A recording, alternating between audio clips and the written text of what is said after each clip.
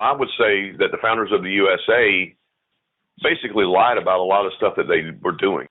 When it says the king is taking our charters, I'm like, that's the king's charter he gave to you. And Thomas Jefferson wrote the Declaration of Independence, but if you read the notes on the state of Virginia written by Thomas Jefferson, he talked about the original charters of the king. Well, if you remember from the DVD series or from my website, I would refer back to the notes on the state of Virginia sometimes that Thomas Jefferson wrote about what it was like to be owned by the Virginia Company. But if you look at the original charter, it says the original charter was given in 1584 to Sir Walter Raleigh. And then he was detained. He was put in prison. And that was in 1607.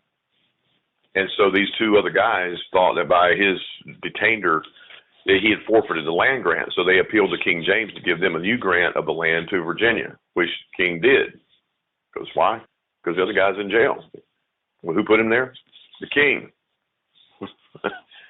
Not hard to figure out. So it's a joint venture project. So they were saying, okay, we'll take over the land grant and we'll go do something with it in the name of England and the great and mighty dread Lord King James. Right? I say dread Lord because that's in the Mayflower Compact, the big religious movement where it says our dread Lord King James. Yeah. Okay, so here's the thing. Jefferson writes that he's taken away the charters. But if you read what happened with that charter, it was taken away from Sir Walter Raleigh and given to two other guys. And then he says of this particular charter, no notice need be taken as it was superseded by letters patent of the same king 2 years later in 1609. So if in the Declaration of Independence, it says he's taking away our charters. Haven't you already agreed that it's his charter and he has a right to take it away? You see, everything just becomes propaganda. The word propaganda is propaganda. It's just propaganda is just a fancy way of saying I'm lying my ass off to you. But that does not in any way diminish self-determination. It just diminishes the fact that they said we're doing it for this reason. Self-determination is about peace and peaceful settlement.